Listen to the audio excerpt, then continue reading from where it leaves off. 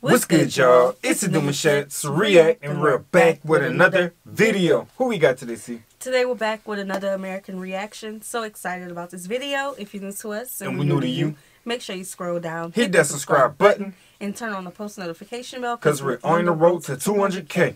And we cannot get there without you guys, alright? Join the family. Without further ado, let's get into the video. Let's get it. World. The first thing that I've been thinking a lot about lately is how different it is buying a home in Sweden versus the US, where I grew up, specifically with how it works with getting a mortgage or a loan to buy your property. Because you see, where I grew up, most people, when they buy a house, they get what's called a 30-year mortgage or a 15-year mortgage. Those are by far the most common types of loans when you're buying a property in the US. That's what my parents had, a 30-year mortgage. And so basically, when you buy your home, you take a loan from the bank and you pay the same monthly amount for the entire 30 years of the loan. They do have variable interest rate loans in the US, but they are not very common at all.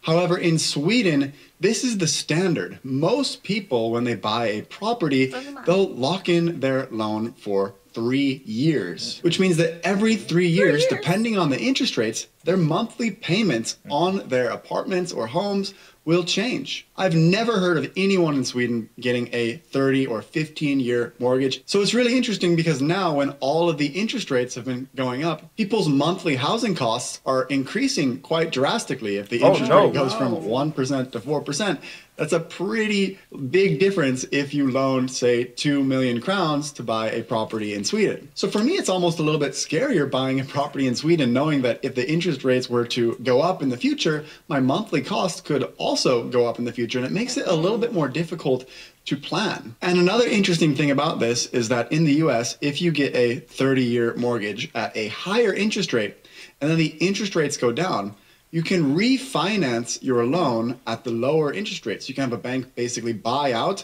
your old loan and then loan the money at the lower interest rates. So you see this in the US when the interest rates go down, everyone is refinancing their loans and locking in a low interest rate for the entire 15 or 30-year mortgage that people take. Whereas in Sweden, this doesn't really happen because you don't lock in that interest rate for 30 years, which is so common in the US. So a lot of people in the US, even with the interest rates rising like they are right now, they're just chilling because they locked in their mortgage at a nice low rate. So the only people that are affected by the high interest rates are the people that are purchasing properties for the first time, at least in terms of normal everyday people that are buying properties. Whereas in Sweden, basically anyone that is loaning money and owns a property gets affected by the current interest rate, which causes a very interesting dynamic that I'm not used to, having been born and raised in the US and now living here. The second interesting difference I want to talk about. Definitely got to talk about that. I don't know.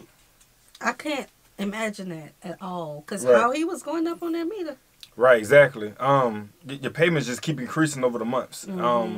But it's knowledgeable to y'all, but for us that would be uncomfortable because it's like we expect something to be set in stone once it's finalized, and that's definitely a huge culture shock and difference. Yeah, because sometimes when people get retired, depending on when they bought their home, they still owe on their home, so if they had that to where their monthly bill is going higher and they're retired, they have to go back to work. Yep, that part. And now we talk about self-employment.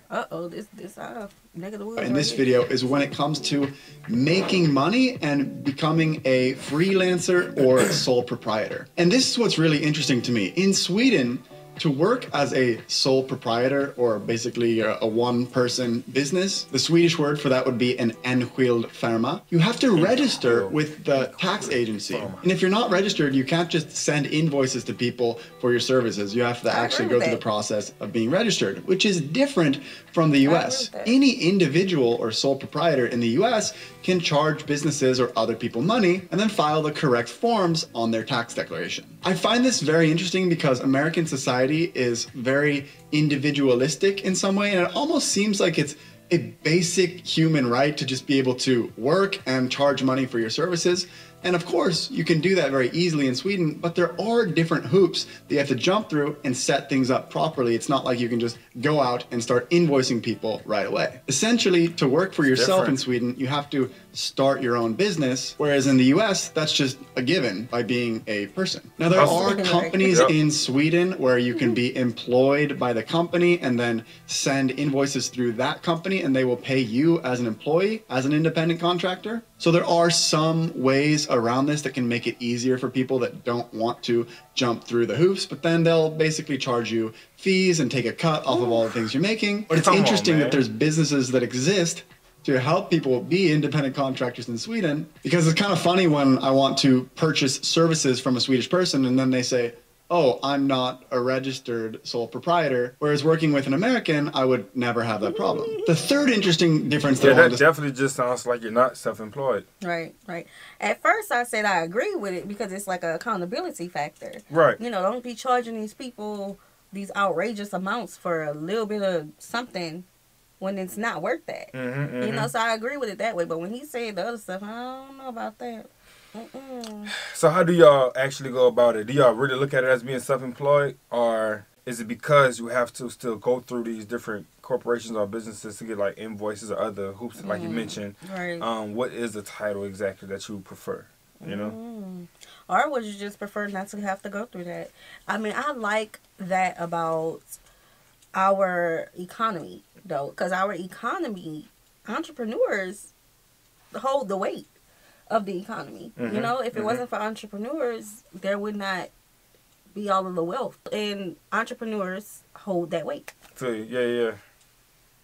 Discuss in this video is in regards to the healthcare system. In Sweden, everyone is covered by basic healthcare. I've discussed this many times on my channel, but I want to specifically talk about deductibles because my brother, who is a really good soccer player in the US, he recently just tore his MCL playing in a futsal match. Now in the US, if you're under the age of 26, you can typically be covered by your parents' healthcare plan. And my parents, both being teachers, had really good healthcare coverage, even dental as well, which is not generally included in the Swedish healthcare. You do get deductions for that, but I remember when I would go back to the US before I turned 26, I would always take advantage of getting my teeth cleaned and checked out by the dentist in the US. Really great, covered by my parents' insurance.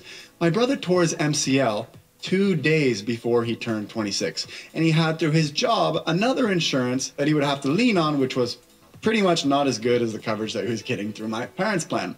And on his insurance through his job, he basically had to pay 30% of the cost of the operation if he were to get surgery on his knee. And 30% on an operation that might cost $20,000 for someone that's just 26 years old to pay $6,000 out of pocket. That's a pretty huge expense. Whereas in Sweden, this would be totally covered. You might have to pay some deductibles. Maybe you pay like $20 or $30 when you show up, but you don't have this big stress of getting hit with a huge bill, which could potentially happen in the US. And there's all different types of healthcare coverage plans and things. Now, I will say if you have really good health insurance in the US, you might get faster service or better service than you might have in the public healthcare system in Sweden. There are also private insurances in Sweden for people that want faster service. And I know for me, for example, I have a deviated septum and I'm probably going to need to get surgery on my nose because I literally cannot breathe out of the left side of my nose. Whoa. Probably broke my nose playing soccer a long time ago, said some of the doctors, and didn't even realize it. And this process of going through all the different consultations and going through the next step has taken months in Sweden. But at the end of the day, I don't have to pay anything out of pocket for it. So there's definitely pros and cons with the system here. The fourth interesting thing I think we can agree on the healthcare and like the insurance are kind of like, well, not kind of is mad different compared to other countries. Right. Yeah, and that's why it's like a big benefit to have health insurance like in Sweden, because paying out of pocket is going to always, just wait for that bill to come in the mail, it's going to haunt you. You know what I'm saying? Because you got to think about being in debt for these different hospitals, and your insurance is not really covering the bigger bill for you. So you're sitting here with a hole in your pocket or something like that. So, yeah. Yeah, but I don't know. I've heard both sides to private insurance and universal health care. Yeah. I like my private insurance. I do. Bring up is the U.S. credit score system. Oh, this Lord. is something that I don't think they have something that's very comparable to how we have it in the U.S., but basically there are credit bureaus in the U.S. that give you a credit score based on money that you've loaned, if you have credit cards, if you make your payments on time, and they basically take into account a bunch of different variables and you get a score.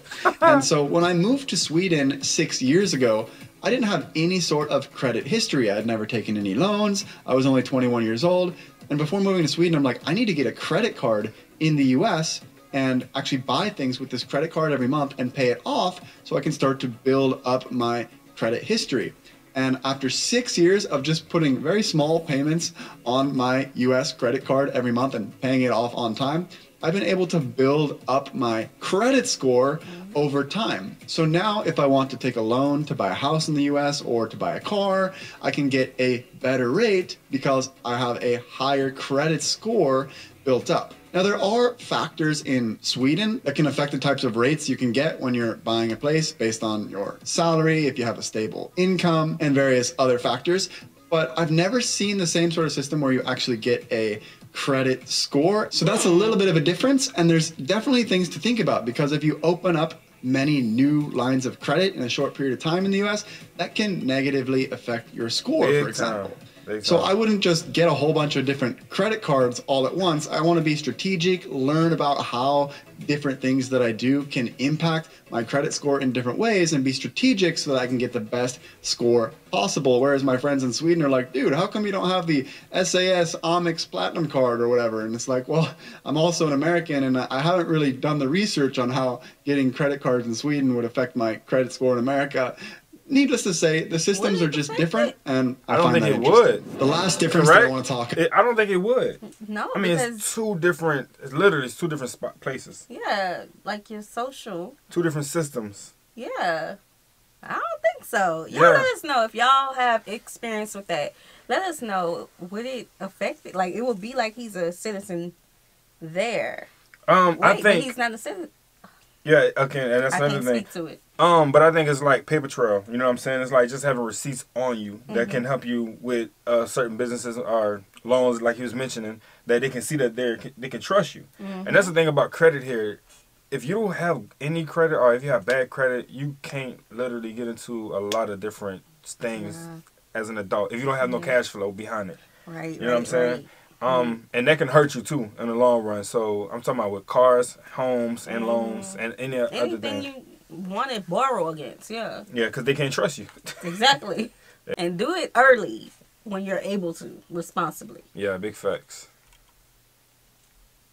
About in this video is the difference in the driving age between the US and Sweden. Because in Sweden, you need to be 18 years old to get your driver's license, whereas in the US, you can get this at 16 years old, and basically you can get your learner's permit when you're 15 years old. The thing is, in the US, in most places, you really need a car to get around. So basically everyone I know growing up got their license as soon as they turned 16. Myself included, I got my license on my 16th birthday.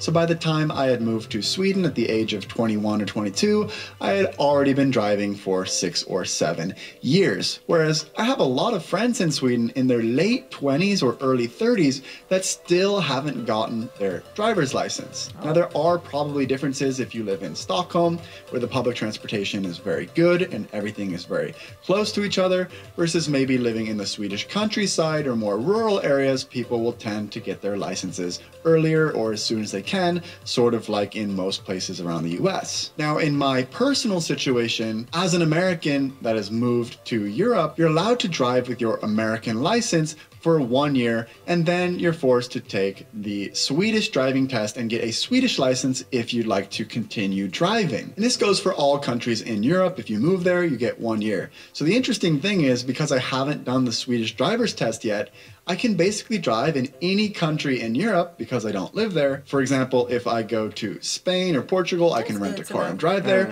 I even rented a car and drove in London just a few months ago, which was crazy traffic and driving on the different side of the road with the driver's seat on the right side of the car. So a complete mind-bending situation. I'm allowed to drive there if I'm visiting, but for Sweden, I'm not allowed to drive with my American license because I live here. For me, being a very experienced and confident driver, I have full faith and I'm not worried at all about the Swedish driver test, the practical portion, but the theoretical test in Sweden is really difficult compared to the theoretical portion in the US. I was taking some practice test questions just to see how difficult it was, and there was a lot of random memorization questions. For example, I remember one question that said, you're driving 30 kilometers down the road and you hit a pedestrian. What are the chances that the pedestrian dies? 40%, 50%, 60%, or 70%? I took a guess like 60%, and it ended up being wrong. It was either 50 or 70, and I'm thinking, this seems so pointless to memorize these random facts. And there's also a bunch of mathematical formulas and calculations you need. See, the U.S. test would just ask if they're alive or not. if that happens. Should you perform CPR or should you wait? Right. You know what I'm saying? It's like life and death situation type stuff. So my thing is, other than not having an ID to drive, how do you guys identify yourselves when it comes to like opening up a bank account, for instance? Because here you need identification to open up certain things, that sign certain paperwork, to send things off. They need to identify that you're the person that's doing it, and that way they can track all this. So for you guys, how do you identify yourselves? You know, like, do they have like the barcode on their license? Because you know, like when you're buying drinks and things in the store, that part too. Scan the code. Or they just check your age on the license. Or for y'all, do they even ask that? And it's like you can just tell them verbally, and they be like, "Okay, bet you're good to go." Right? Because I believe that they would have to have identification, some form, but the things that they have to do with it, I guess, to know in order to pass the Swedish practical test. And I just haven't gotten myself to want to dedicate my brain space to memorizing random things that I'm just going to forget the moment after I take the test. It just feels like a pointless exercise for me right now, but I know at some point I'll probably just have to suck it up and study for the practical test and get it done. It just always seemed weird to me that I was able to drive my first year in Sweden, and then all of a sudden there's this random rule that, oh, you live here, you can't use your license anymore. So with that, guys, those were the interesting differences that I've been thinking a lot about lately. All right, we're going to stop right there. Make sure you guys check the channel out. Yeah, there was definitely some differences. Really different. You know what I'm saying? For one, the insurance. You definitely got to have insurance here to get in certain rooms and have yourself checked up on and be prepared to pay it or have your insurance paid. But Swedes, you don't have to really worry about that. Huge difference. Yeah. I do like the not having a credit system thing, but I can see the advantage in having it here. Yeah. Because you're able to get things a little earlier. Like, let's say a college student, right? If you are a person who need more than just grants and you have loans, that actually starts your credit score, right? Your credit history. So like you're able to get like things like a home, like you can get a mortgage while you're still in college. You can get a vehicle while you're still in college. You can borrow money if you need it. You know, so like the credit system here, it works. Or if you're young and your parents just decide to put you on credit and start making small, Snicker bar purchases and bag of chips purchases and paying it back by the time you hit 16 and you're ready to hit the road and drive and start doing adult things in the 20s or whatnot, your credit's going to be fire. Yeah, you have a good credit score to start off with. And your parents kind of built that, you know, but I don't want to get into the credit stuff, but all right, y'all, we hope you guys enjoyed this video with us. Be sure to subscribe. We'll see you soon. Peace.